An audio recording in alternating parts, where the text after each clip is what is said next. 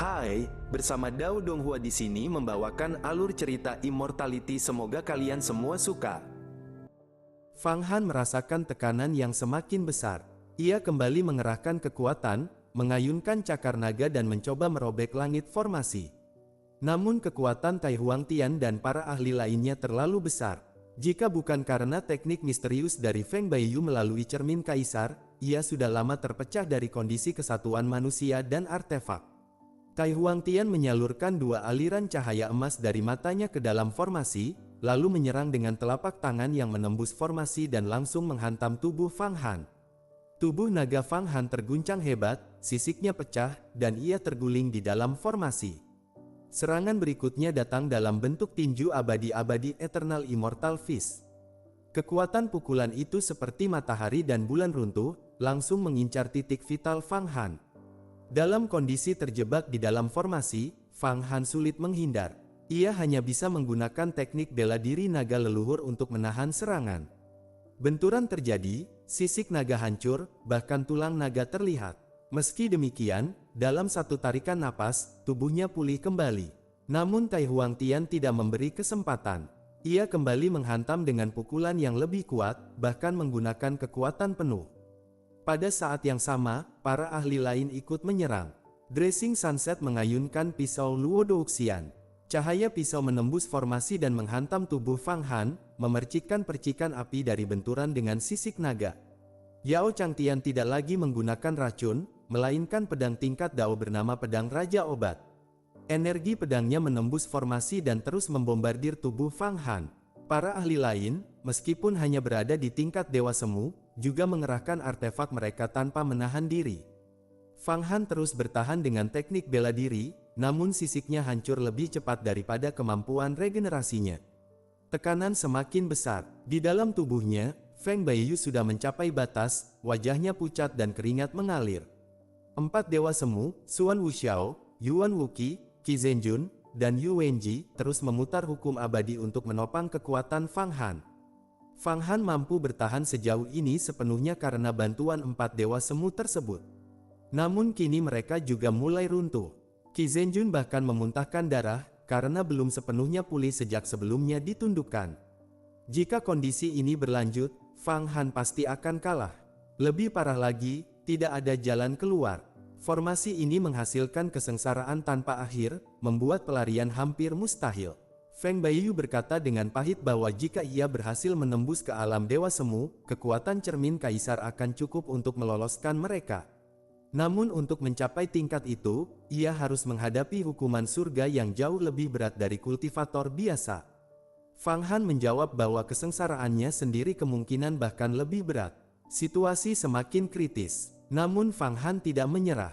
Ia menarik napas dalam dan memuntahkan energi besar dari tubuhnya. Sebuah roda raksasa muncul, cakram reinkarnasi, berputar di sekelilingnya, memancarkan cahaya hitam. Semua kesengsaraan yang mendekat langsung dihancurkan oleh putaran cakram tersebut. Bahkan serangan Tai Huangtian dan para ahli lainnya berhasil ditahan sementara. Dressing Sunset mencoba menyerang cakram itu, namun justru terpental oleh kekuatan besar, bahkan roh artefaknya mengalami kerusakan. Tai Huangtian segera bertindak. Ia menangkap cakram reinkarnasi dengan tangan besarnya. Otot di lengannya berubah seperti naga purba, menekan cakram tersebut hingga putarannya melambat. 72 Dewa Iblis di dalam cakram mengeluarkan jeritan. Ia menyalurkan kekuatan abadi ke dalam cakram, mencoba memutus hubungan antara Fang Han dan artefak tersebut. Fang Han langsung merasakan bahwa peta Huangquan di dalam dirinya mulai tidak stabil. Jika cakram reinkarnasi direbut, peta Huangquan akan runtuh. Fang Han segera mengaktifkan teknik takdir kecil lagi, membakar 100.000 tahun umur untuk memperkuat kendali atas cakram. Namun Tai Huangtian tidak terpengaruh. Ia mencibir dan berkata bahwa bahkan jika Fang Han membakar 1.000.000 tahun umur, itu tetap tidak akan mengubah hasil. Ia mengaktifkan kekuatan yang lebih tinggi, bahkan memanggil bayangan Raja Surgawi kekal. Dua kekuatan besar itu menyatu dan menekan cakram hingga hampir terlepas dari kendali Fang Han. Situasi Fang Han benar-benar berada di ujung kehancuran. Namun pada saat itu, sebuah suara agung tiba-tiba terdengar di langit. Suara itu penuh penghinaan terhadap Tai Huangtian, menyebutnya hanya sebagai semut yang tidak layak menghadapinya. Langit berubah. Di atas Taiyimen, di balik cahaya matahari, muncul sebuah kota kuno raksasa yang diselimuti petir tanpa batas. Petir itu mengubah seluruh langit menjadi lautan guntur. Di tengah kota itu, terdapat meriam perunggu raksasa sepanjang ratusan ribu mil. Semua petir dan energi abadi dari berbagai ruang waktu berkumpul ke dalam meriam tersebut. Kemudian, meriam itu ditembakkan, seluruh langit dan bumi bergetar, bahkan ruang dan waktu seolah retak. Serangan itu cukup kuat untuk menghancurkan dewa sejati. Tai Huangtian menatap ke langit dengan ekspresi berubah drastis. Ia mengenali kekuatan itu. Itu bukan artefak biasa, itu adalah artefak abadi, kota petir kuno, dan pemiliknya adalah Fang Qingshui. Fang Qingshui mengaktifkan meriam petir kuno abadi.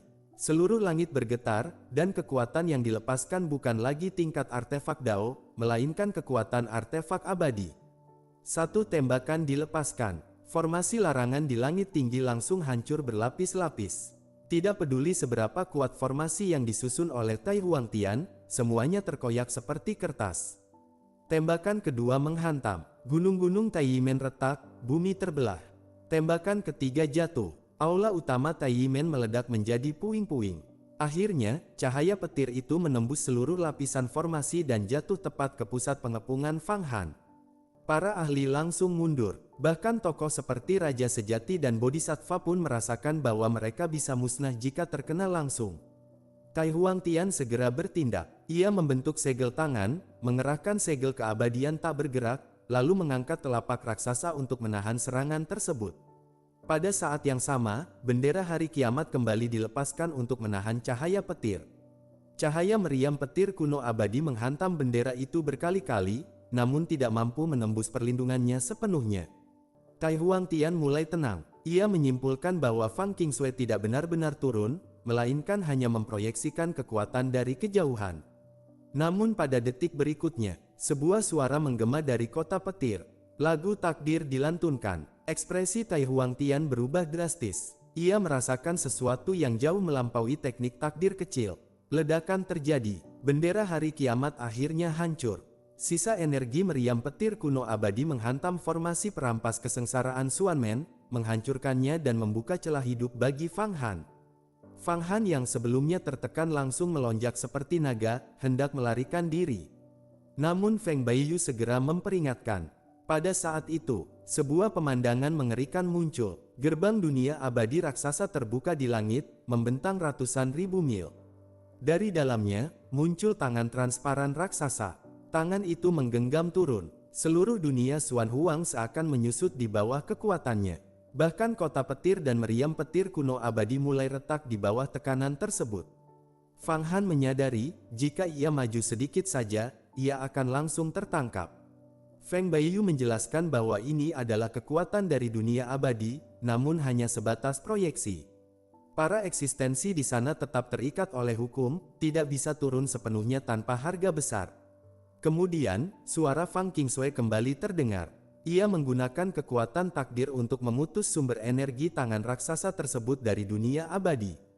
Gerbang mulai tertutup, keseimbangan dunia terguncang. Kota petir dan meriam petir kuno abadi hancur dalam ledakan terakhir, namun tangan raksasa itu juga lenyap.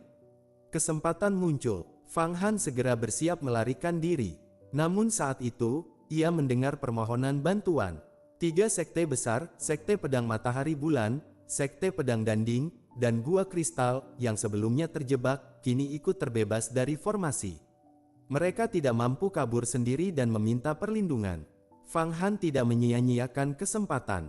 Ia langsung membuka ruang internal dan menyerap seluruh ahli dari 3 sekte tersebut ke dalam 8 pagoda Buddha. Kemudian, dengan satu langkah, ia menembus miliaran ruang paralel dan keluar dari dunia Xuan Huang, mencapai kehampaan kosmik. Tai Huangtian segera mengejar, berubah menjadi arus bencana abadi. Namun Fang Han menggunakan kekuatan cermin kaisar untuk menyamarkan dirinya sepenuhnya. Yang dihancurkan Tai Huangtian hanyalah bayangan.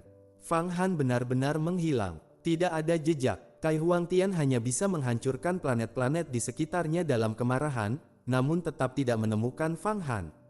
Di kedalaman langit berbintang, Fang Han berubah menjadi partikel debu kecil, bersembunyi sempurna. Feng Baiyu menghela napas lega, namun juga mengingatkan bahwa situasi barusan sangat berbahaya. Fang Han memikirkan Fang Qingshui, menyadari bahwa kekuatannya kini telah mencapai tingkat yang tak terbayangkan. Setelah itu, ia memanggil keluar 3 sekte besar yang diselamatkan. Pemimpin Gua Kristal, Sekte Pedang Matahari Bulan, dan Sekte Pedang Danding semua menyatakan kekaguman mereka. Mereka menyadari bahwa hanya dengan mengikuti Fang Han, mereka bisa bertahan dari tekanan Tai Yimen. Akhirnya, ketiga sekte tersebut resmi bergabung dengan gerbang penciptaan Zhao Huamen. Struktur baru terbentuk, terdiri dari 6 aula utama: Yu Hua, Xing Chen, Tong Tian, Danding, Matahari Bulan, Kristal. Sebuah kekuatan baru lahir. Ketika ditanya tujuan selanjutnya, Fang Han menjawab dengan tenang. Ia akan pergi ke benua kekacauan untuk menundukkan kekuatan jalur iblis. Karena bidak catur miliknya, sang gadis ulat sutra, sudah berada di sana. Dengan itu, Fang Han membawa seluruh kekuatannya dan menghilang ke dalam langit berbintang, memulai langkah berikutnya menuju dominasi yang lebih besar. Ketika Fang Han berhasil melarikan diri, suasana di Sekte Tai langsung berubah muram. Banyak tetua dan murid inti saling berpandangan tanpa kata. Tai Huangtian turun dari langit dengan tangan kosong. Tidak ada hasil sama sekali. Guru, apa yang harus kita lakukan sekarang? Kita gagal membunuh Fang Han, dan juga gagal menyatukan dunia Xuan Huang. Ekspresi Tai Huangtian suram. Fang Qingshui terlalu berbahaya. Ia bahkan berani menggunakan proyeksi artefak abadi untuk menghancurkan susunan kita. Untungnya dunia abadi memiliki hukum, ia tidak bisa turun sepenuhnya. Ia berhenti sejenak, lalu suaranya menjadi dingin. Tapi Fang Han tidak akan hidup tenang lama. Bencana ras dewa akan segera tiba. Saat itu, dunia abadi akan melonggarkan hukum. Para ahli sejati akan turun, dan dia pasti mati. Di sampingnya, Tai Xutian dan Tai Hetian segera menyahut, menyarankan untuk menyerap para kultivator bebas, Pulau Wang Wixian, serta berbagai kekuatan dagang ke dalam Sekte Tai. Para pemimpin aliansi dagang seperti Raja Enam Jalan dan Raja Surgawi tidak berani menolak. Mereka tahu, melawan Tai Huangtian sekarang sama dengan mencari kematian. Tai Huangtian lalu memandang ke arah 2 ahli besar lainnya, Dou Zuxi Pertarung Senja dan Yao Changtian. Ia berkata dengan nada berat, "Kalian sudah melihat sendiri kekuatan Fang Han. Orang ini akan membalas dendam tanpa ampun. Jika kita tidak bersatu, kita akan dihancurkan satu persatu." Kedua ahli tingkat abadi sejati itu terdiam. Mereka menyadari satu hal, Fang Han tumbuh terlalu cepat. Hari ini bisa dilawan, tapi bagaimana dengan pertemuan berikutnya? Bahkan Feng Baiyu juga menunjukkan kekuatan yang mengerikan. Tai Xutian diam-diam mengirimkan transmisi pikiran. Ancaman Feng Baiyu bahkan lebih besar dari Fang Han. Tai Huangtian mengangguk. Dia telah mengembangkan 5 gua kekacauan. Bahkan di dunia abadi, tidak ada yang bisa melakukannya. Teknik senja para dewa-nya adalah warisan Raja Suci akhir ras dewa, sesuatu yang bahkan dunia abadi waspadai. Ia menarik napas dalam. Aku akan mengasingkan diri. Aku harus sepenuhnya menstabilkan ranah abadi surgawi, lalu menangkap Feng Baiyu. Sekte Tai pun mulai bergerak seperti mesin raksasa, menyerap kekuatan-kekuatan lain dan memperluas dominasi mereka. Sementara itu, Fang Han telah terbang menuju benua kekacauan. Di dalam gerbang penciptaan, struktur baru telah terbentuk. 6 sekte besar kini bersatu, dengan total lebih dari 500 ahli tingkat gua kekacauan. Namun, tidak ada satupun ahli tingkat abadi virtual di antara sekte-sekte baru tersebut. Ini bukan kebetulan. Tanpa koneksi ke dunia abadi, para kultivator tidak bisa menembus ke ranah lebih tinggi. Bahkan jika mencoba, mereka akan dihancurkan oleh hukuman surgawi. Pemimpin Gua Kristal berbicara sambil menghitung dengan teknik ramalan. Ketua sekte, apakah Anda berniat menundukkan seluruh jalur iblis di benua kekacauan? Fang Han mengangguk. Benar, 5 sekte iblis besar semuanya berkumpul di sana. Mereka mengejar sesuatu, daging dan darah Raja Kekacauan. Ia berhenti sejenak, lalu menatap jauh ke depan. Dan kali ini, aku akan menaklukkan mereka semua. Apa? Sekte iblis bayangan darah kalian juga mendapat wahyu dari dunia abadi. Berkomunikasi dengan dunia abadi. Bagaimana mungkin? Suara merdu bergema dari kehampaan. Kabut di langit terbelah, dan sebuah sungai panjang berwarna merah darah muncul. Di dalamnya terdapat aura spiritual yang kuat, itulah gerbang gunung sekte iblis duniawi, Hongchen Mozong, sebuah artefak Dao tingkat puncak. Tak lama kemudian, benteng raksasa sekte iblis liar, serta gerbang sekte iblis kebencian abadi juga muncul. 5 artefak Dao tingkat puncak muncul bersamaan di kedalaman benua kekacauan. Kabut sejauh jutaan mil langsung tersapu bersih. Seluruh makhluk hidup dalam radius itu meledak menjadi darah dan daging, disedot ke langit oleh energi iblis. Di tengah kolam darah api penyucian, sosok kaisar bayangan darah muncul, wajahnya muram. Kalian berani merebut sumber daya kolam darahku. Seorang pria besar dari sekte iblis liar tertawa dingin. Kaisar bayangan darah, jangan pelit. Kita semua berasal dari jalur iblis. Kali ini seharusnya bersatu, bukan saling berebut. Ia menatap tajam. Kalian bilang mendapat wahyu dari dunia abadi. Lalu, harta apa yang ingin kalian ambil di benua kekacauan? Sosok kaisar bayangan darah berubah menjadi pria berjubah merah darah, aura kultivasinya berada di tingkat langit ke-10 umur panjang. Ini bukan artefak Dao biasa. Bahkan jika 5 sekte kita digabungkan, kekuatannya tidak mencapai 1/10 darinya. Artefak itu ditempa oleh Raja Surgawi Kekacauan di zaman purba. Jika kita mendapatkannya, bahkan ahli abadi pun bukan tandingannya. Ucapan itu membuat para pemimpin sekte iblis lain terkejut. Kaisar iblis duniawi, seorang wanita anggun dengan aura mendalam, mengernyit. Jika begitu, kenapa kalian memberitahu kami? Kaisar bayangan darah menjawab dengan suara berat. Karena kami tidak bisa mengambilnya sendiri. Kita semua berasal dari cabang sekolah iblis Yuanshi kuno. Jika 5 jalur iblis bersatu, kita bisa membentuk jantung iblis Yuanshi yang tidak sempurna, dan mengunci lokasi artefak itu. Ia melanjutkan, setelah itu, kita kumpulkan dan sempurnakan. Saat kembali ke dunia Xuan Huang dan menghadapi bencana ras dewa, kita akan mendapatkan keuntungan besar. Semua pemimpin sekte terdiam, namun tiba-tiba, suara lain terdengar. Hehe, kalian ingin merebut harta sebesar itu, tapi melupakan jalur iblis lainnya. Seorang wanita muncul di udara. Itu adalah Dewi Ulat Surgawi. Semua mata langsung tertuju padanya. Ia berdiri sendirian, tanpa rasa takut. Sekarang di dunia Xuan Huang, hanya ada 2 kekuatan besar, Sekte Taiyi dan Gerbang Penciptaan. Jika kalian ingin bertahan, kalian harus bergabung dengan Gerbang Penciptaan.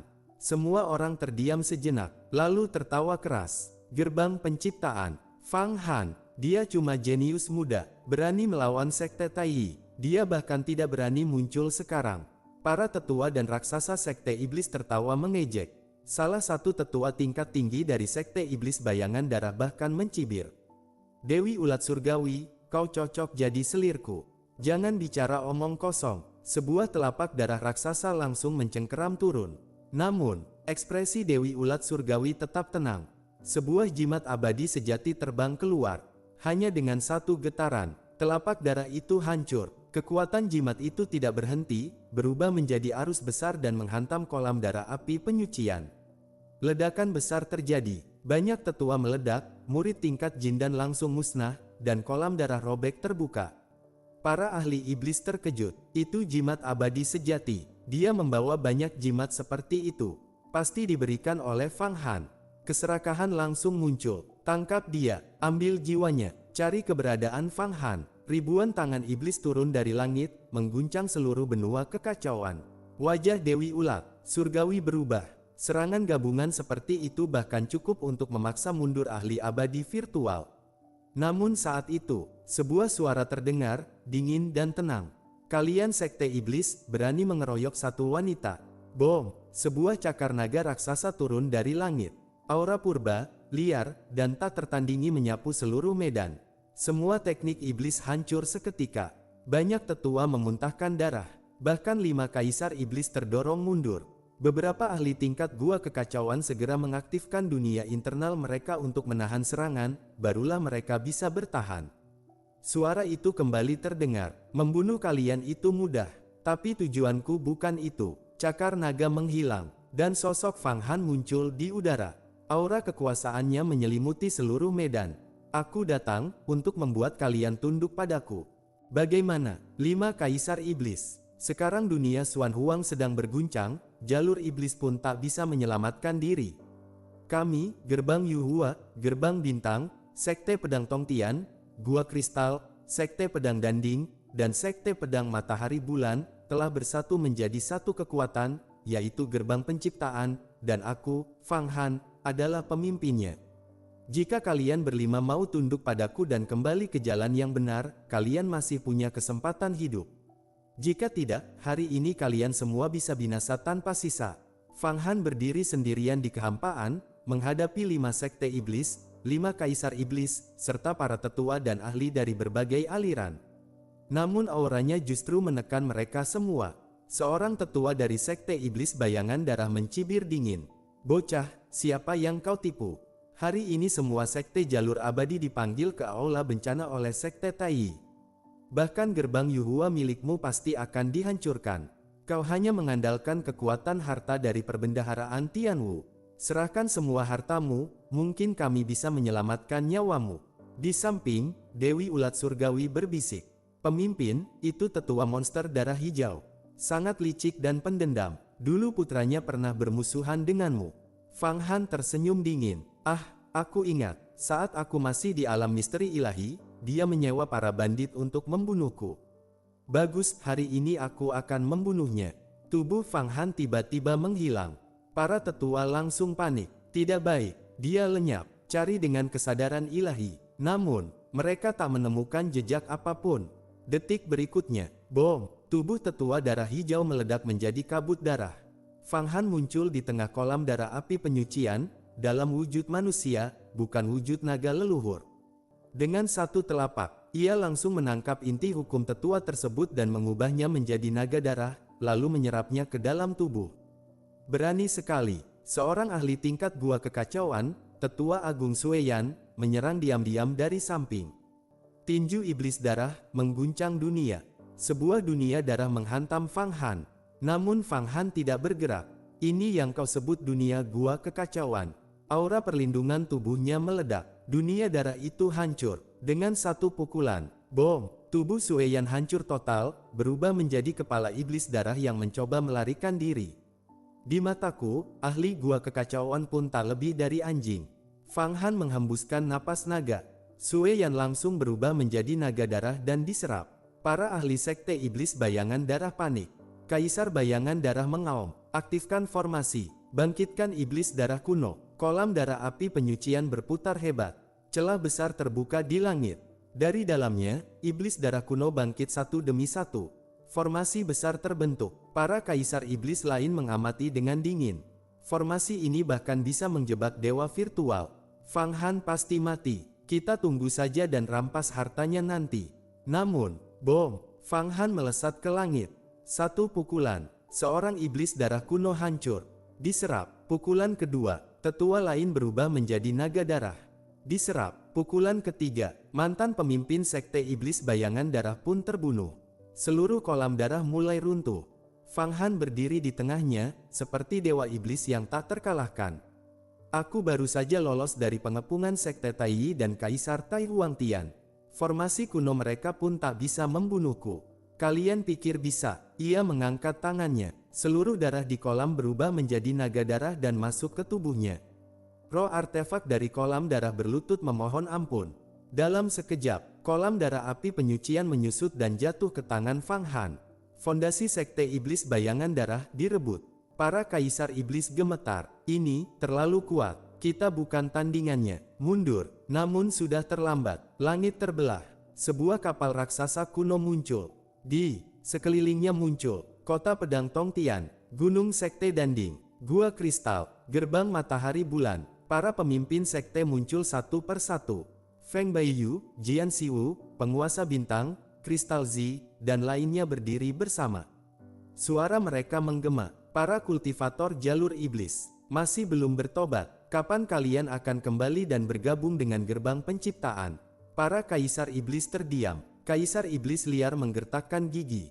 6 sekte jalur abadi benar-benar bersatu. Kaisar iblis duniawi pun terkejut. Kalian benar-benar menjadikan Fang Han sebagai pemimpin. Kristal Zi melangkah maju. Bakat Fang Han menembus langit. Bahkan Sekte Taiyi tidak bisa membunuhnya. Dengan kekuatannya sekarang, dia bisa menghancurkan sekte kalian kapan saja. Jika kalian tidak tunduk, kalian hanya menunggu kehancuran. Saat itu, seseorang berkata, "Pemimpin, 8 pagoda Buddha milikmu masih butuh energi besar untuk naik tingkat. Lebih baik, jadikan mereka semua sebagai sumber kekuatan." Suasana langsung membeku. Pilihan bagi 5 sekte iblis hanya 2, tunduk atau dimusnahkan. Jika para kultivator jalur iblis ini tidak mau tunduk, maka aku hanya bisa menggunakan metode tertinggi dan memurnikan gerbang sekte mereka.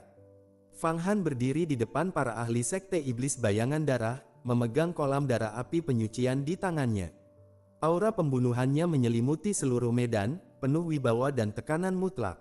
Baru saja ia membantai banyak ahli. Tetua tingkat gua kekacauan telah tewas. Ahli tingkat alam dunia Creation Realm juga gugur. Banyak kultivator inti emas dan alam kekuatan gaib hancur tanpa sisa. Tak ada belas kasihan. Para kultivator iblis ini selama ini membantai rakyat di berbagai negeri, penuh kekejaman tanpa hukum. Berbeda dengan sekte jalur abadi yang masih memiliki aturan dan tatanan. Kini, bahkan Kaisar Bayangan Darah pun hanya bisa terengah di bawah tekanan Fang Han. "Fang Han, apakah kau benar-benar ingin kami tunduk?" tanya Kaisar Iblis liar dengan suara berat. "Benar, tunduk atau mati. Tidak ada pilihan ketiga." Nada Fang Han datar, namun mengandung keputusan mutlak. "Kalau kalian ingin melawan, silakan. Aku justru menghargai keberanian seperti itu." Keempat Kaisar Iblis saling berpandangan. Tak satu pun berani bergerak. Mereka sudah melihat dengan jelas, Fang Han seorang diri menghancurkan kolam darah api penyucian. Kekuatan seperti itu bukan sesuatu yang bisa mereka hadapi. Ditambah lagi, di luar, 6 sekte besar telah mengepung mereka. Jika bertarung, hasilnya hanya satu, kehancuran total. Saat suasana membeku, Feng Baiyu melangkah maju. Tubuhnya bergetar sedikit, dan tiba-tiba terbelah menjadi 4 bayangan. 4 sosok Feng Baiyu langsung muncul di depan 4 Kaisar Iblis. Bom, bom, bom, bom. 4 pukulan dilancarkan. Keempat Kaisar Iblis langsung terpental, muntah darah di udara. Kaisar Iblis duniawi bahkan berseru, "Feng Baiyu, kau telah mengolah 5 gua kekacauan. Kekuatanmu bahkan setara dewa virtual." Para tetua jalur iblis gemetar. Mereka menyadari, Feng Baiyu saja sudah tidak bisa mereka lawan. Belum lagi Fang Han. Feng Baiyu tersenyum tipis. "Ini belum seberapa. Bahkan tanpa Fang Han, aku bisa menghadapi 5 sekte iblis kalian. Kalian masih berpikir bisa melawan?" Fang Han bangkit terlalu cepat, jadi kalian belum memahami betapa mengerikannya dia. Ucapan itu membuat hati para Kaisar Iblis semakin goyah. Akhirnya, Kaisar Iblis liar melangkah maju. "Baik, kami bersedia tunduk." Begitu kata-kata itu keluar, yang lain pun ikut menyerah. Bahkan Kaisar Bayangan Darah menundukkan kepala. 5 sekte iblis resmi tunduk. Saat itu, di atas kepala Fang Han, 4 sosok muncul bersamaan. 4 ahli dewa virtual, Xuan Wuzhen, Yuan Wuzhen, Qi Zhenjun, Yu Wenji. Aura mereka menekan langit dan bumi. Para kultivator iblis benar-benar kehilangan harapan. "Sekarang kalian tahu kekuatan Fang Han," seru para pemimpin 6 sekte secara bersamaan. Seluruh sekte iblis pun bersujud. "Mulai hari ini, kami tunduk kepada pemimpin gerbang penciptaan." Fang Han mengangguk. "Baik. Tapi ingat, mulai sekarang, kalian tidak boleh lagi membantai rakyat atau berlatih teknik iblis dengan mengorbankan nyawa tak bersalah. Siapa melanggar, mati." Kemudian, ia mengangkat tangan. 5 gerbang sekte iblis diselimuti energi berbentuk naga. Segel kuat dipasang. Selama Fang Han mau, ia bisa menghancurkan seluruh sekte itu dalam sekejap. 6 sekte, bantu integrasikan mereka. Siapa yang tidak patuh, bunuh. Perintah diberikan. Para murid langsung bergerak seperti serigala. Struktur sekte dirombak. Murid sekte Bayangan Darah dipindahkan. Murid sekte duniawi digabung ulang. Seluruh sistem diintegrasikan ke dalam gerbang penciptaan. Para kultivator iblis pucat, namun tak berani melawan. Di sampingnya, penguasa bintang berkata, "Fang Han, mereka tidak bisa dipercaya. Lebih baik semua ditaklukkan dengan teknik penyucian." Feng Baiyu menggeleng. Jika disucikan, esensi kekuatan iblis mereka akan hilang. Padahal Fang Han ingin menggunakan kekuatan mereka untuk membentuk inti iblis asal Yuanxi Demon Essence yang tidak lengkap. 5 sekte iblis ini memiliki esensi berbeda, kejam, ganas, licik, penuh nafsu. Jika digabungkan, itu akan menjadi kekuatan besar untuk kultivasi. Penguasa bintang mengangguk paham. Benar, tapi cepat atau lambat mereka tetap harus disucikan. Feng Baiyu tersenyum. Itu tidak masalah. Selama Fang Han cukup kuat, mereka tidak akan berani memberontak. Dan seiring waktu, sifat iblis mereka juga akan memudar. Setelah semuanya selesai, Fang Han memandang ke dalam kedalaman benua kekacauan. Ada harta besar di sini, artefak yang ditempa oleh Tianjun kuno. Jika kita mendapatkannya, kita punya senjata untuk melawan sekte Tai. Ia mengangkat tangannya, peta Huang Kuan terbuka. Kelima sekte iblis langsung diserap ke dalamnya. Pergi. Kita menuju inti benua kekacauan. Aku akan mengambil embrio kekacauan dan menjadikannya milikku. Tubuh Fang Han bergetar, dan seluruh rombongan menghilang ke dalam kehampaan. Pertempuran baru akan segera dimulai. Setelah menundukkan 5 sekte iblis, Fang Han memasukkan seluruh gunung sekte mereka ke dalam kedalaman peta Huang Kuan. Namun sebenarnya, di dalam hatinya, ia tidak sepenuhnya berniat menjadikan mereka bagian inti dari gerbang penciptaan. Baginya, jalur iblis tetaplah berbeda dari jalur abadi. Jika digabungkan begitu saja, akan merusak fondasi sekte. Namun, membunuh mereka semua juga terlalu disayangkan. Dan jika dipaksa disucikan, esensi kekuatan iblis mereka akan hilang. Padahal, Fang Han memiliki teknik iblis hati agung Great Heart Demon Art, salah satu dari 3000 Dao Agung. Jika suatu saat ia bisa menggabungkan esensi kekuatan 5 sekte iblis tersebut, maka teknik itu berpotensi mencapai tingkat kesempurnaan, bahkan menyentuh tingkat keabadian. Selain itu, kekuatan hukum takdir miliknya juga belum sepenuhnya berkembang. Ia memiliki intuisi, menahan 5 sekte iblis ini tanpa langsung menyucikan mereka akan memberinya manfaat besar di masa depan. Setelah mendapatkan embrio kekacauan, aku harus mencari kesempatan untuk memurnikan 33 harta surga. Fang Han mulai menyusun rencana dalam pikirannya. Semua bahan sudah dikumpulkan oleh Qi Zhenjun. Jika berhasil disempurnakan, kekuatan artefak itu akan melonjak. Dirinya kemungkinan besar menembus ke alam dewa virtual Suxian, dan memicu hukuman surgawi dari dunia abadi. Jika ia berhasil melewati hukuman itu, ia akan benar-benar memasuki tingkat baru kekuatan. Dan juga, lapisan ketujuh dari perbendaharaan Tianwu. Apa sebenarnya yang tersembunyi di sana? Tak lama kemudian, Fang Han memanggil 5 kaisar iblis dan para pemimpin 6 sekte. Keluar, para kaisar iblis muncul dari dalam peta Huang Kuan. Kaisar iblis liar berkata, "Pemimpin, kami sedang menata ulang struktur sekte. Mengapa memanggil kami?" Ia lalu menambahkan, "Energi Ki iblis neraka dalam peta Huang Kuan sangat cocok untuk kultivasi kami. Kami bahkan tidak perlu lagi membantai makhluk hidup untuk meningkatkan kekuatan." Fang Han sedikit terkejut. Kesadaran ilahinya menyapu ke dalam peta. Dan benar saja, para kultivator iblis duduk bermeditasi dengan tenang. Bahkan beberapa tetua mengalami peningkatan besar.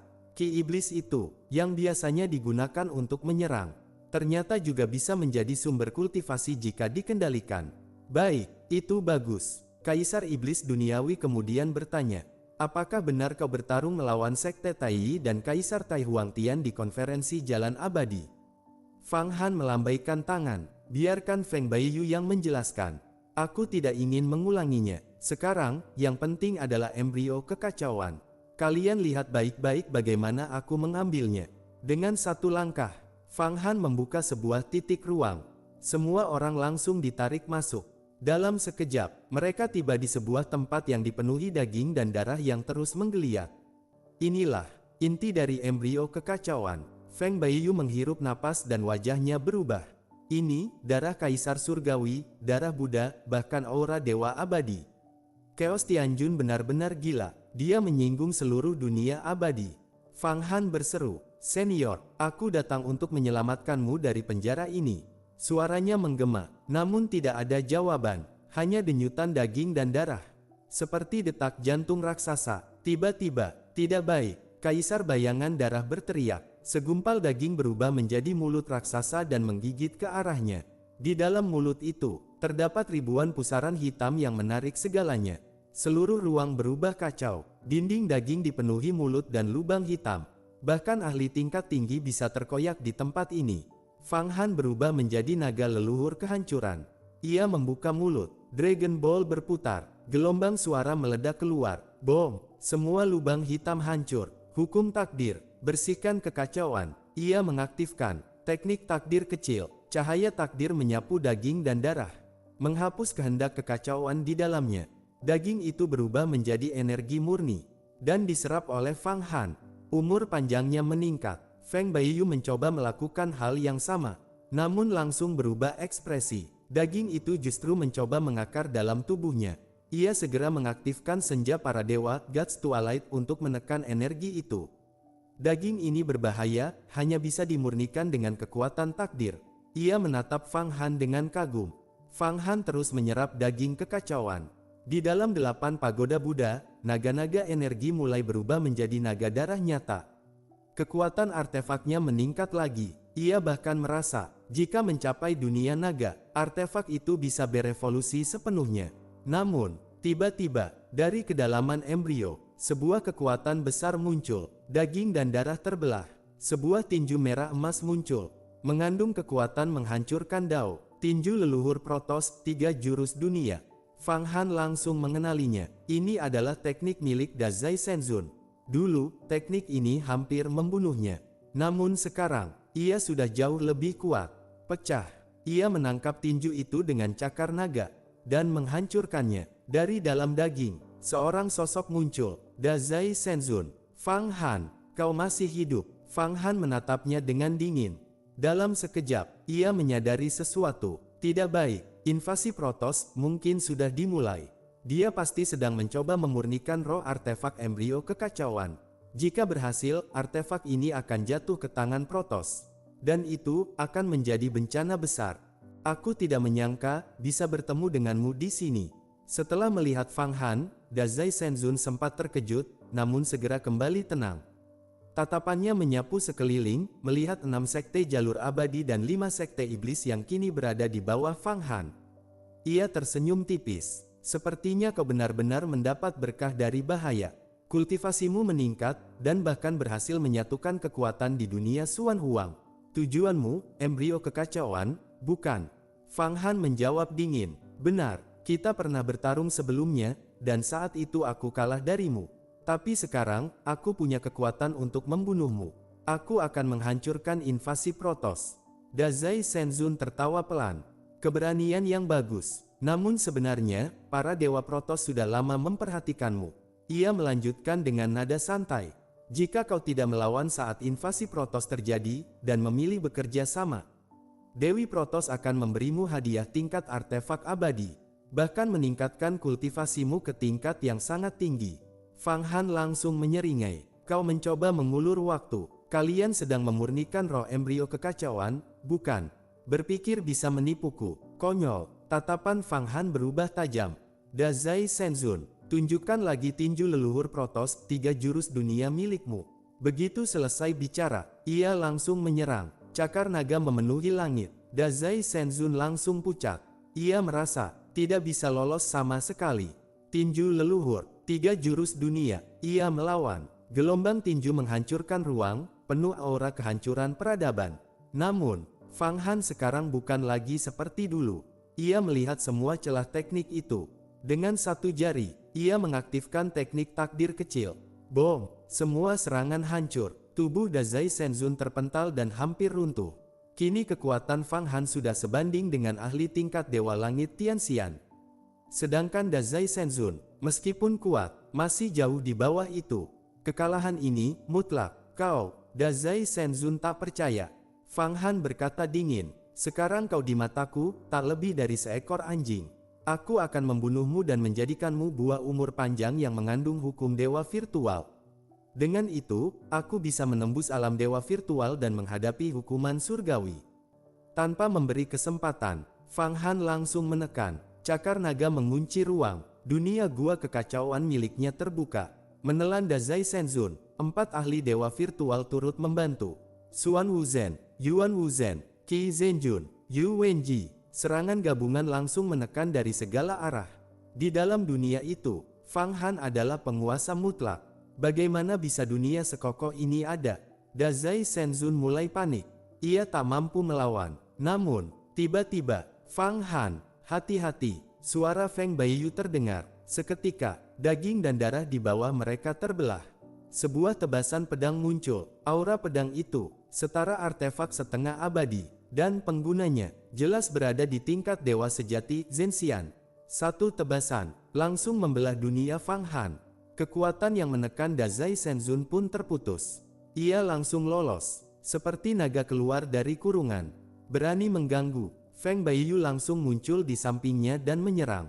Dazai Shenzun mencibir, kau mencari mati. Ia menyerang balik dengan tinju leluhur. Namun, tatapan Feng Baiyu berubah. Aura yang tak terlukiskan muncul. Bahkan Fang Han merasakan, seolah Feng Baiyu adalah penguasa mutlak atas seluruh Protoss. Senja para dewa, warisan Raja Suci akhir. 5 gua kekacauan miliknya berputar ekstrim. Bayangan kehancuran Protoss muncul. Kekuatan Protoss, yang biasanya mutlak, justru runtuh di hadapannya. Seperti tikus bertemu kucing. Tak berdaya, Dazai Shenzun gemetar. Kau, siapa sebenarnya? Tunduk atau mati? Kesadaran Feng Baiyu langsung menembus pikirannya. Di antara alisnya, muncul tanda misterius. Di mata Dazai Shenzun, terpantul pola kehancuran Protoss. Ia bergetar hebat. Raja Suci, akhirnya, ia tak tahan lagi. Lututnya bergetar, dan berlutut. Dazai, memberi hormat kepada Raja Suci. Fang Han pun terkejut melihat ini. Seorang ahli dewa virtual, ditundukkan hanya dengan aura, masuk ke cermin kaisar. Perintah Feng Baiyu, Dazai Shenzun langsung berubah menjadi cahaya, dan masuk ke dalam artefak itu. Namun, bom, serangan pedang tadi kembali muncul. Lebih kuat, langsung menebas ke arah Feng Baiyu. Fang Han langsung bergerak, tak boleh terganggu. Ia mengayunkan cakar naga, menahan tebasan itu. Percikan energi menghancurkan daging dan darah di sekitarnya. Dari dalam cahaya pedang, terdengar suara dingin. Bocah, berani menahan pedangku. Teknik pedang anti langit, penghancur Yuan. Seketika, cahaya pedang berlipat ganda, langit dan bumi seakan menangis. Bahkan ruang tampak runtuh. Fang Han tidak berani lengah. Semua, masuk ke tubuhku. Seluruh ahli, baik jalur abadi maupun iblis, langsung masuk ke dalam dirinya.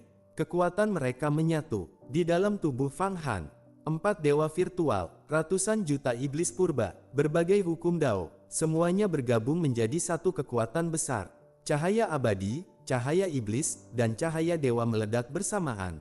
Fang Han membuka cakar naganya, dan menangkap tebasan itu. Saat itu, Dazai Shenzun sepenuhnya terserap ke dalam cermin kaisar.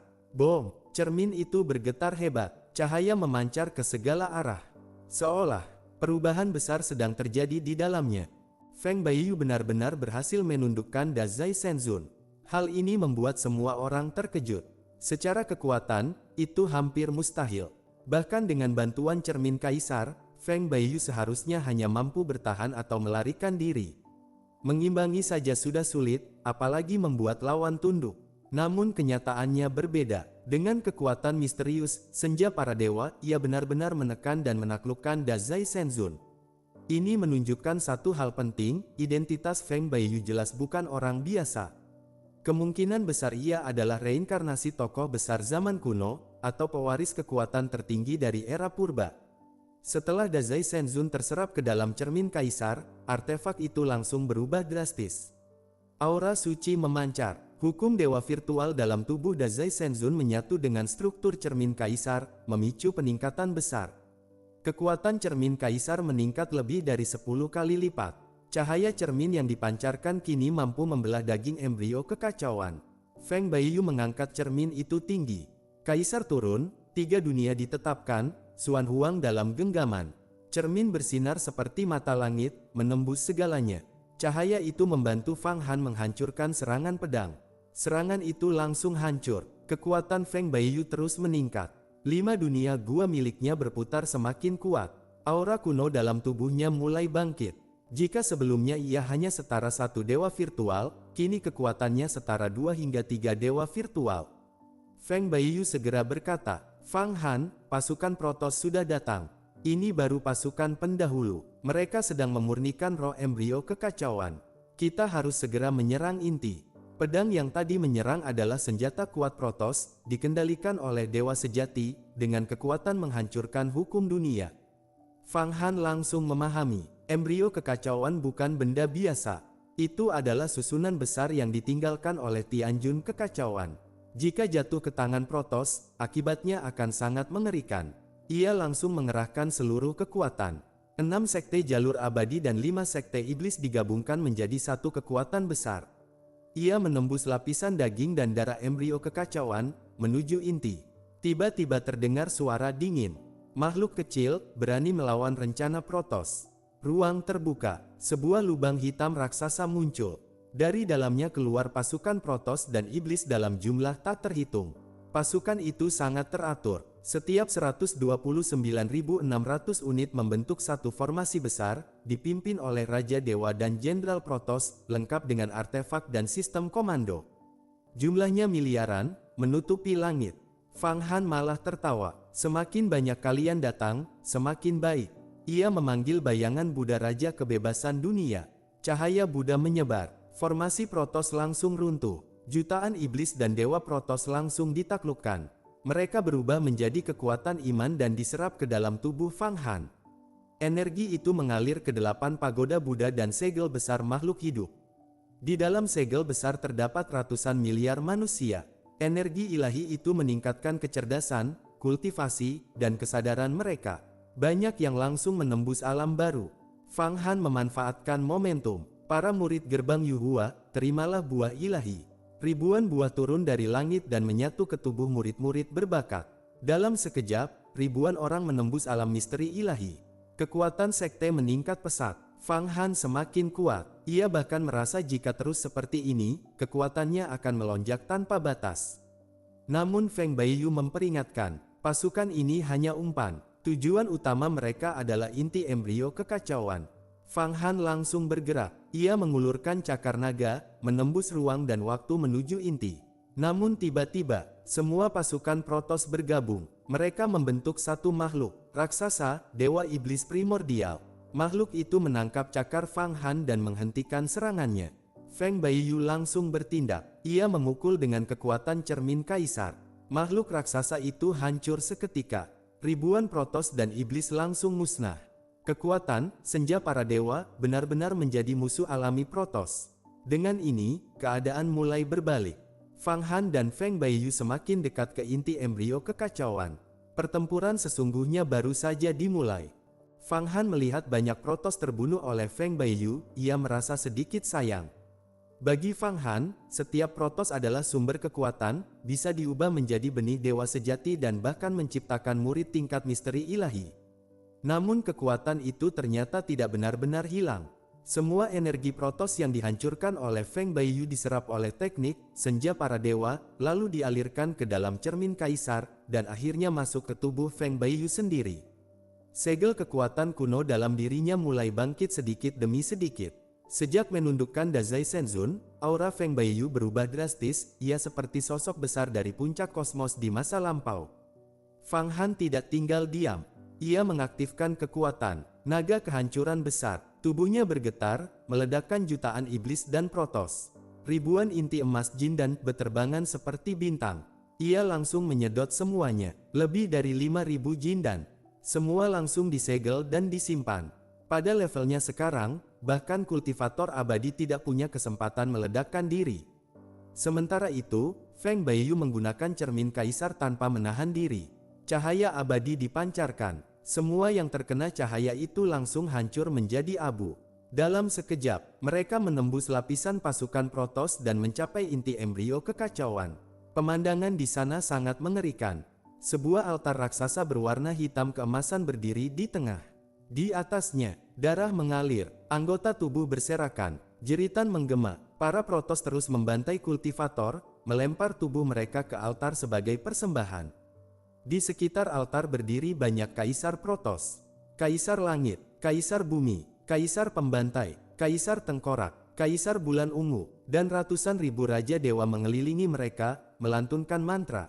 Di pusat altar, ada 4 pelindung kuat, salah satunya adalah ahli tingkat dewa sejati, memegang pedang mengerikan yang sebelumnya menyerang Fang Han. Namun yang paling mengejutkan adalah sosok di tengah. Seorang pemuda Protoss berdiri di dalam darah hitam emas. Di depannya, roh embrio kekacauan sedang disiksa dan diserap. Setiap energi yang diserap membuat kekuatan pemuda itu meningkat. Ia hampir menembus batas. Feng Baiyu langsung berkata dengan serius. Dia adalah pemimpin Protoss di sini. Begitu dia berhasil, dia akan menembus ke tingkat kaisar, setara makhluk abadi sejati. Jika itu terjadi, kita pasti mati. Situasinya sangat kritis. Jika Protoss menguasai embrio kekacauan, kekuatan mereka akan melonjak. Dunia Xuan Huang akan berada dalam bahaya besar. Fang Han tidak ragu. Ia langsung menyerang. Cakar naga merobek ruang, menembus pasukan Protoss menuju altar. Ia berteriak, "Senior roh embrio kekacauan, bertahanlah. Aku datang menyelamatkanmu." Seruannya membangkitkan semangat roh tersebut. Daging dan darah di sekitarnya mulai bergejolak. Formasi altar mulai terguncang. Pemuda Protoss langsung marah. "Semua kaisar, bunuh mereka. Lindungi aku sampai aku menembus." Saat itu, ahli Protoss tingkat dewa sejati, pemegang pedang, bergerak. Ia menebas. Tekniknya luar biasa, bukan sekadar kekuatan, melainkan seni yang mengandung kehidupan, perjuangan, kehendak, sejarah. Pisau itu seakan mengendalikan jiwa. Fang Han langsung merasakan bahaya. Bukan hanya dirinya, semua makhluk dalam tubuhnya bisa kehilangan kendali. Feng Baiyu segera memperingatkan, ini teknik pedang melawan langit. Jika terkena, semua kekuatan di tubuhmu bisa memberontak. Fang Han langsung menenangkan pikirannya. Ia mengeluarkan cakram reinkarnasi. Cakram itu berputar dan menahan serangan pedang. Pertarungan kini mencapai titik kritis. Di satu sisi, Fang Han dan Feng Baiyu, kekuatan gabungan jalur abadi dan iblis. Di sisi lain, pemimpin Protoss yang hampir menembus ke tingkat kaisar. Altar pengorbanan yang terus menyerap kekuatan. Jika terlambat sedikit saja, semuanya akan berakhir. Pertempuran penentuan sudah dimulai. Menghadapi serangan anti-Day Knife, Fang Han tidak mampu menahannya dengan sisik naga. Ia segera mengeluarkan cakram reinkarnasi, satu-satunya artefak yang cukup kuat untuk menahan tebasan tersebut. Senjata ini tidak diketahui terbuat dari bahan apa, tetapi bahkan kekuatan tingkat abadi pun tidak mampu merusaknya. Walaupun Fang Han belum bisa mengaktifkan kekuatan reinkarnasi sepenuhnya, cakram itu tetap menjadi perisai sempurna. Dengan cakram di tangannya, Fang Han menerobos hujan tebasan dan melancarkan serangan balik menggunakan bola naga tertinggi. Namun lawannya, anti-dewa Shenzun, dengan mudah menahan dan memantulkan serangan tersebut. Bahkan kekuatan gabungan 4 dewa virtual tidak cukup untuk menandinginya, menunjukkan betapa besarnya perbedaan tingkat kekuatan. Tak lama kemudian, 3 dewa Protoss lainnya, Mona Shenzun, Zhan Shenzun, dan Yinliu Shenzun, ikut menyerang dengan tinju leluhur Protoss. Serangan gabungan mereka mengguncang dunia dalam tubuh Fang Han, membuat berbagai artefak dan ruang di dalamnya bergetar hebat. Fang Han terpaksa mundur, menahan tekanan yang terus meningkat. Dalam kondisi kritis, ia membakar energi dalam jumlah besar untuk menstabilkan tubuh dan artefaknya. Namun anti-dewa Shenzun kembali menyerang dengan satu tebasan kuat, menghantam Fang Han hingga terlempar ke dalam barisan pasukan Protoss. Para kaisar Protoss segera membentuk formasi besar, menyegel ruang di sekitarnya dan sepenuhnya menekan pergerakannya. Di tengah tekanan tersebut, Feng Baiyu kembali menggunakan kekuatan misteriusnya. Tatapannya menembus jiwa para dewa Protoss, membuat mereka gemetar dan tanpa sadar menyebut Raja Suci. Tekanan ini membuka celah singkat. Fang Han langsung memanfaatkan kesempatan itu. Ia mengaktifkan kekuatan takdir kecil dan membakar 300.000 tahun umurnya dalam satu serangan. Serangan itu menghancurkan Kaisar Doumu sepenuhnya, tubuh, jiwa, dan senjatanya hancur dalam sekejap. Dengan kekuatan pohon dunia, Kaisar Doumu diubah menjadi buah panjang umur, yang mengandung seluruh hukum dan kekuatannya. Bahkan senjata khasnya berubah menjadi naga hitam dan diserap ke dalam 8 pagoda, memperkuatnya lebih jauh. Fang Han terus bergerak tanpa memberi kesempatan. Ia menyegel senjata kaisar lain untuk digunakan dalam penyempurnaan harta 33 surga, lalu menangkap Kaisar Bulan Ungu. Alih-alih membunuhnya, ia menggunakan teknik Buddha untuk mengendalikannya dan menjadikannya bawahan. Dari ingatan Kaisar Bulan Ungu, Fang Han mengetahui bahwa musuh yang dihadapi hanyalah pasukan pelopor. Pemuda Protos di altar adalah putra kaisar surgawi dan sedang mencoba menembus ke tingkat kaisar sejati dengan menyerap kekuatan dari janin kekacauan. Selain itu, masih ada bala bantuan dari dunia abadi yang belum turun. Namun kemenangan Fang Han juga membawa harga besar.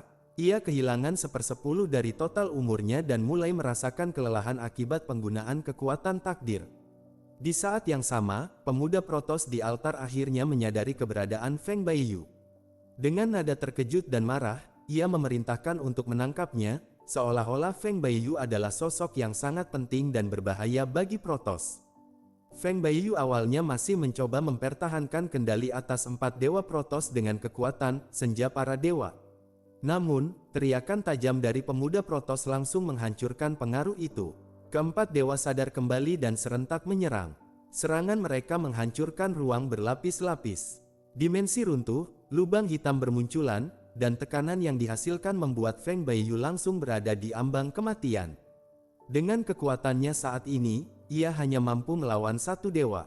Menghadapi 4 sekaligus, bahkan dengan bantuan cermin kaisar, ia tetap tidak mampu menahan semuanya. Sebagian serangan berhasil dipantulkan, tetapi sebagian lain menembus pertahanan dan menghantam tubuhnya. Ia memuntahkan darah dan terluka parah. Di saat kritis itu, Fang Han bertindak tanpa ragu. Ia menerobos serangan, memaksa mundur keempat dewa, lalu menarik Feng Baiyu ke dalam bola naga untuk melindunginya. Setelah itu, ia segera menggunakan jimat hukum hidup mati tingkat dewa sejati untuk memulihkan luka Feng Baiyu, membuatnya kembali stabil dalam sekejap. Namun keadaan belum aman. Fang Han menyadari bahwa meskipun ia memiliki banyak jimat kuat dalam Spoon of the Gods, sebagian besar tidak bisa digunakan karena tingkat kekuatannya belum cukup. Bahkan jimat tingkat Jinxian akan langsung menghancurkannya jika dipaksakan. Karena itu, mereka memilih cara ekstrim. Feng Baiyu menggunakan kekuatan cermin kaisar untuk menyatukan dirinya dengan Fang Han dalam kondisi debu cahaya, sebuah keadaan di mana eksistensi mereka benar-benar tersembunyi, melampaui 5 elemen dan hukum dunia. Dalam kondisi ini, bahkan serangan tingkat dewa sejati pun tidak dapat menemukan mereka.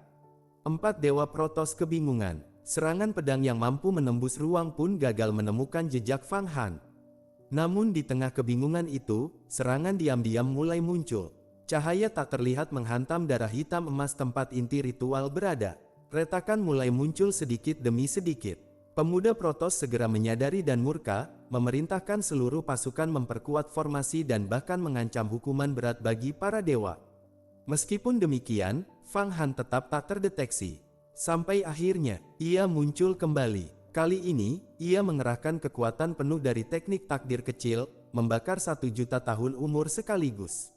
Energi takdir itu membentuk arus besar seperti sungai tak terlihat, lalu dipadatkan menjadi 1 titik di ujung jarinya. Kekuatan itu melampaui batas dunia fana.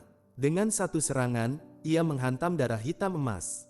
Benteng itu runtuh seketika, retakan menyebar, lalu seluruh struktur terbelah di depan mata pemuda Protos yang terkejut. Pertahanan yang selama ini tak tertembus akhirnya hancur. Dan pada saat itu, sosok berdarah yang selama ini ditekan di dalamnya bangkit berdiri. Roh artefak akhirnya terbebas, kembali terhubung dengan tubuh janin kekacauan. Situasi pertempuran pun berbalik sepenuhnya. Pria berjubah darah itu akhirnya sepenuhnya bangkit. Setelah hampir disempurnakan oleh sang penjara duka, ia kini kembali menyatu dengan tubuh janin kekacauan, dan kekuatannya melonjak drastis. Begitu ia berbicara, seluruh janin daging dan darah mulai berdenyut liar. Ribuan lubang darah terbuka, menelan pasukan Protos. Tubuhnya membesar hingga raksasa setinggi ratusan kaki, aura kebenciannya menyelimuti seluruh ruang. Kini, sebagai roh artefak yang kembali menyatu dengan tubuhnya, ia mampu mengerahkan kekuatan yang bahkan mendekati tingkat abadi. Fang Han segera merespons situasi ini. Ia tahu ini adalah kesempatan terbaik. Ia berubah menjadi wujud naga leluhur kehancuran dan langsung menyerang. Dengan 1 gerakan, ia membentuk jaring naga raksasa, setiap tali jaring adalah naga kuno yang hidup. Jaring ini menyapu para dewa Protos, menangkap mereka satu per satu. Para kaisar Protos yang lebih lemah langsung tertangkap dan tak mampu melawan. Tanpa ragu, Fang Han menggunakan kekuatan pohon dunia untuk menyerap mereka dan mengubahnya menjadi buah umur panjang. Dalam sekejap, ia memperoleh banyak buah umur panjang, harta luar biasa yang bisa langsung mendorong kultivator menuju alam keabadian. Ini adalah keuntungan besar yang bahkan lebih berharga daripada banyak artefak. Namun situasi berubah drastis. Putra Kaisar Langit Protoss, sang penjara duka, akhirnya melepaskan kekuatan sejatinya. Tubuhnya meledak dengan aura mengerikan, lalu muncul sebuah zirah kuno, zirah abadi Manggu. Begitu dikenakan, kekuatannya melonjak berkali-kali lipat. Bahkan roh artefak janin kekacauan pun terdorong mundur. Dengan satu tarikan, ia mengambil pedang anti-dewa, lalu menyerang Fang Han. Serangan itu sangat cepat. Sebelum Fang Han sempat bereaksi sepenuhnya, energi pedang sudah menghantam, merobek sisik naga dan bahkan mengguncang dunia di dalam tubuhnya. Jaring naga yang ia ciptakan langsung hancur. Fang Han terpaksa mengangkat cakram reinkarnasi untuk menahan serangan. Benturan terjadi, dan tubuhnya terpental jauh. Melihat celah itu, 4 dewa Protoss langsung menyerang bersama. Namun tepat saat serangan mereka hampir mengenai, Fang Han kembali menghilang menggunakan teknik debu cahaya. Serangan mereka justru meleset dan hampir mengenai penjara duka sendiri. Penjara duka marah, tetapi tetap tenang. Ia mengeluarkan sebuah jimat emas, alat khusus untuk melawan teknik penghilangan eksistensi. Dalam sekejap, posisi Fang Han terungkap. Tanpa ragu, ia menyerang lagi. Satu tebasan menghancurkan ruang. Tebasan berikutnya membentuk dunia. Teknik pedangnya telah mencapai tingkat menciptakan dan menghancurkan dunia sekaligus. Fang Han tidak bisa menghindar. Dalam momen kritis itu, ia mengikuti petunjuk Feng Baiyu dan menggunakan kekuatan senja para dewa.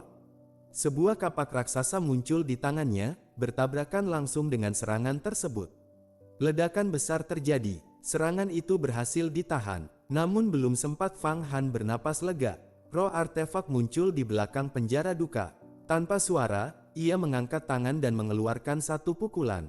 Sebuah telapak raksasa muncul, membawa bayangan Chaos Tianjun.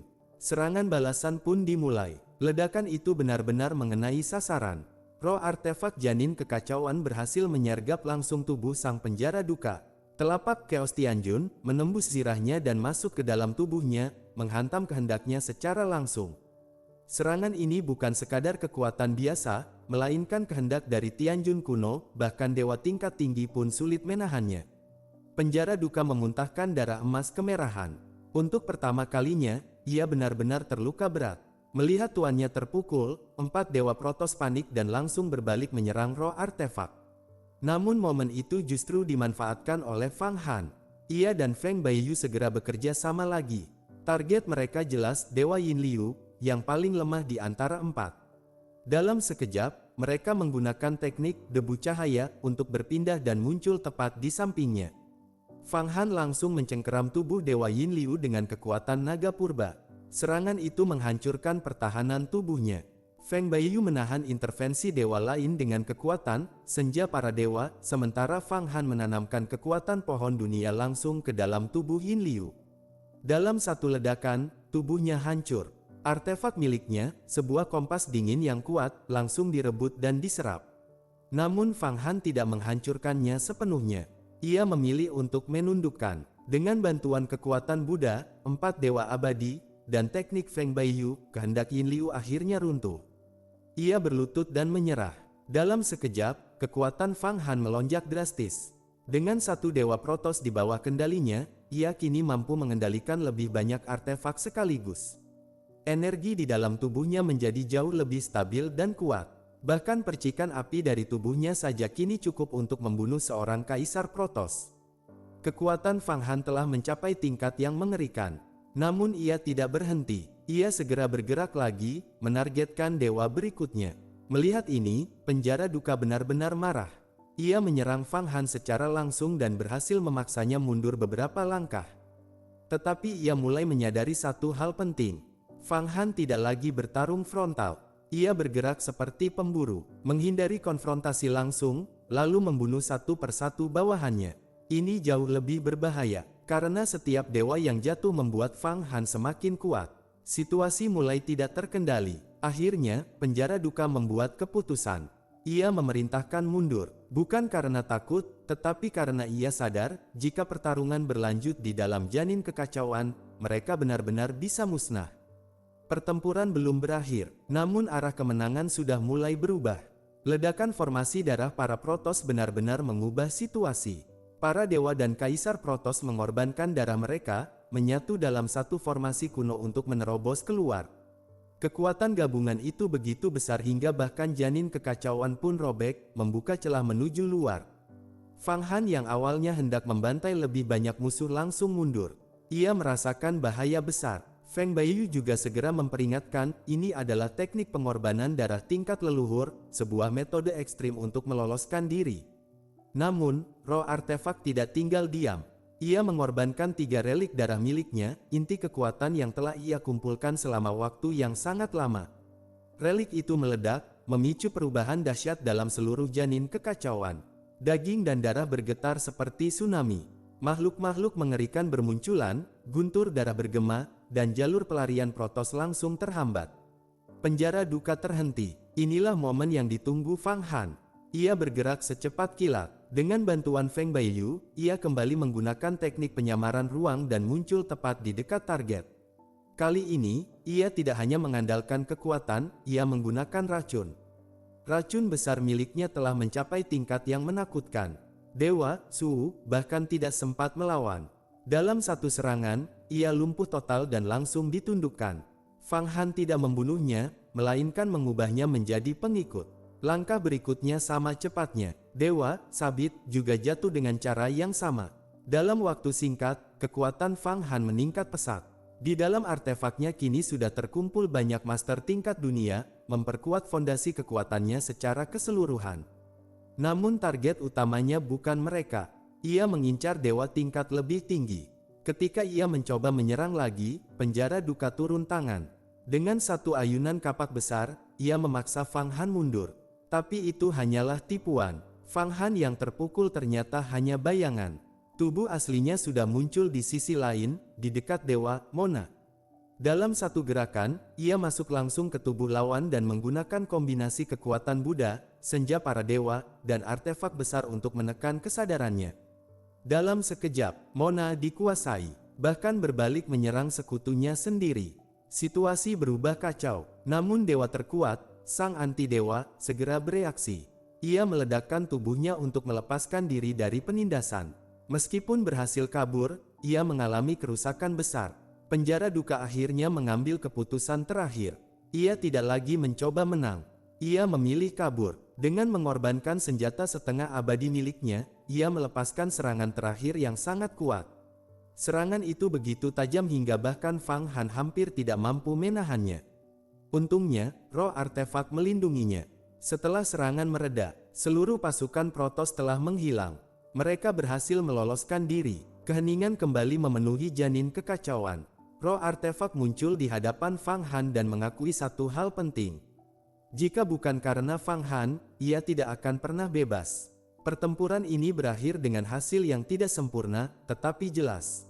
Fang Han tidak hanya selamat, ia menjadi jauh lebih kuat. Fang Han menundukkan tubuhnya dengan hormat di hadapan roh artefak, merasa sedikit bersalah karena tidak berhasil menemukan Nangong Ningsue seperti yang diminta sebelumnya. Namun roh artefak tidak mempermasalahkannya. Ia menjelaskan bahwa Nangong Ningsue sebenarnya sudah naik ke alam abadi. Artinya, jika ingin menemukannya, satu-satunya jalan adalah ikut naik ke sana. Disinilah pembahasan menjadi serius. Feng Baiyu mengungkapkan aturan penting tentang kenaikan ke alam abadi, sebuah rahasia besar. Tidak ada yang bisa membawa apapun. Semua makhluk di dalam tubuh, semua dunia kecil, semua artefak, bahkan roh lain, harus ditinggalkan atau disegel. Yang boleh naik hanyalah jiwa murni. Hal ini langsung membuat Fang Han terdiam.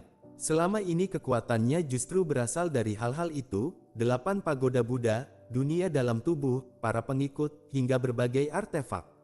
Jika semuanya harus ditinggalkan, maka kekuatannya akan jatuh drastis setelah naik. Ia pun mulai memahami mengapa banyak ahli besar di masa lalu meninggalkan harta mereka sebelum naik.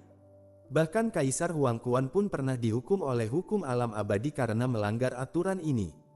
Karena itu, Fang Han menyadari satu hal penting. Ia belum bisa naik sekarang.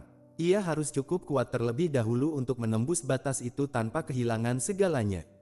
Pembicaraan lalu beralih ke hukuman petir dari alam abadi. Baik Feng Baiyu maupun roh artefak sama-sama menegaskan bahwa kesengsaraan Fang Han akan jauh lebih berat dari biasanya. Ia memiliki terlalu banyak hal terlarang. Hubungan dengan kekuatan takdir, warisan Dewa Petir, teknik yang melampaui aturan, semua ini membuatnya menjadi target langsung hukum alam abadi. Namun mereka juga melihat harapan.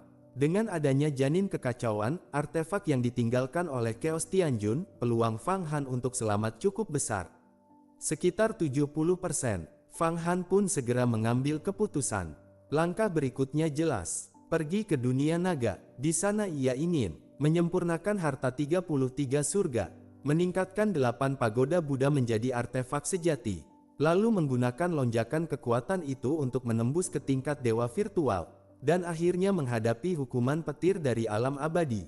Roh artefak pun setuju membantu. Dengan dukungan energi Fang Han, yang menghabiskan hampir 100 miliar pil yang murni, seluruh janin kekacauan akhirnya dipadatkan. Dari benua raksasa, menjadi benteng daging dan darah. Kemudian, ia terbang menembus ruang. Di belakang mereka, benua kekacauan runtuh. Dunia itu hancur, pecah menjadi fragmen-fragmen yang melayang di kehampaan. Perubahan ini bahkan terasa oleh para ahli di berbagai planet jauh.